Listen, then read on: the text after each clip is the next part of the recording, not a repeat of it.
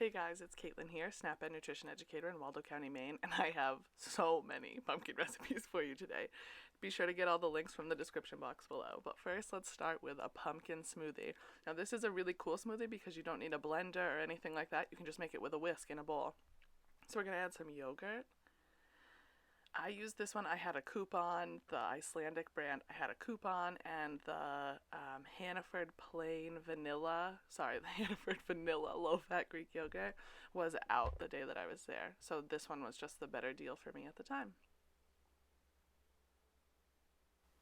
Then we're gonna go ahead and add our pumpkin. So I actually measured this out. I know, guys, tablespoons, like real measurements. Aren't you so proud of me? Couldn't tell you how many though, so definitely, again, be sure to check the link in the description box below. But because the canned pumpkin is already pureed and the yogurt's already smooth, it makes it so easy to throw this together in a bowl. Added 2 tablespoons, not measuring tablespoons, of brown sugar, maybe just a little bit extra for some little extra love. Then we're coming in with all the spices. You can either make a blend on your own by using some nutmeg, some cinnamon, cloves, star anise. There's lots of different things that you can put into it. I had an apple pie spice. Wasn't pumpkin spice, but you know what? It works. So I love cinnamon and I have so much of it in my cupboard, so I added a bunch of that, a little bit of nutmeg, and then a little bit of the apple pie spice. I thought, I'll just make it my own. These recipes are flexible. You can get creative, you can play, you can experiment. So what if it turns out not so great? You'll learn a lesson and you'll know something better for next time. Cooking should be fun. It's flexible. It's an art. Experiment. Play with it. Be yourself. As soon as you change a recipe, you've made it your own. I can't remember where I heard that, but I heard that once as a kid and it really stuck with me. Make this your own. Don't be scared to make mistakes. Be free. Give it a try. Learn by doing, right? That's how we all learn, by experimenting. So just give it a go. Make it fun. Get your kids involved. They always love making a mess, I'm sure. So get them involved and make it a whole family thing. Okay, so once that's nice and smooth, it does take a little while. You want to blend it up real good to get all those chunkies out, the pumpkin, the sugar, all that stuff. And then I just decided to move it into a mug. My little guy wanted half of this, and I thought that I would split it between 2 portions, but then for the photos, I ended up just putting it all in one mug. So stay with me here. This is more than 1 portion, I promise. But I loved adding mix-ins to this. We had some granola that I got at Rennie's for a really, really good price. We had some other granola that was on sale, or I had a coupon or something like that, and then some Cheerios, Honey Nut Cheerios, that came in this neat little bag at the Dollar General right in Searsport. So yeah, I just put that on top and it looked so nice. And then stirring it through gave it so much texture and more than just like pudding, It gave it some crunch to it, some texture. And there you have it, a smoothie bowl made in a bowl. Can't beat that, right? Hope you give this recipe a try. And on to the next one, fruit dip.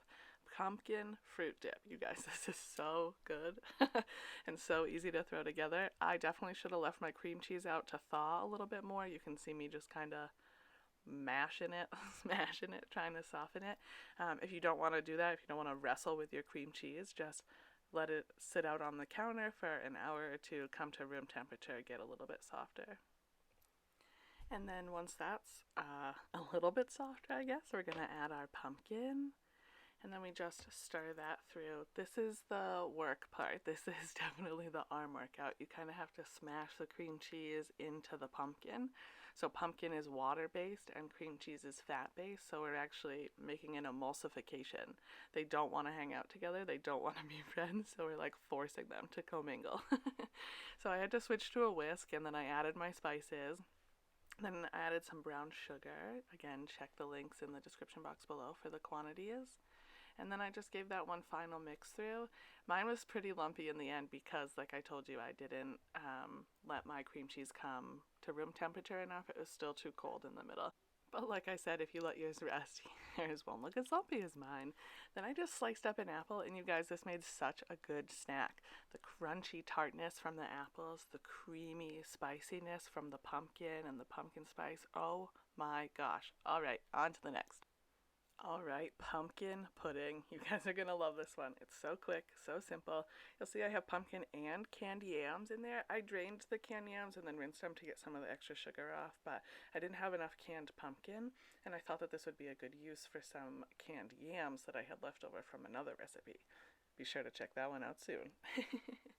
So then I just mixed those together, added a pinch of salt, added some apple pie spice, which is really just a mix of spices. You can just check it out on the back of the ingredients list in the grocery store. You can give it a Google. You can just throw together whatever you like. Again, guys, we're being creative. We're being flexible. We're making it work. Then I added some ginger. And I just stirred it through. I wanted to make sure that everything was kind of consistent, that the pumpkin and the sweet potato, the yams, that they were seasoned evenly and everything was pretty well distributed before I added the jello mix.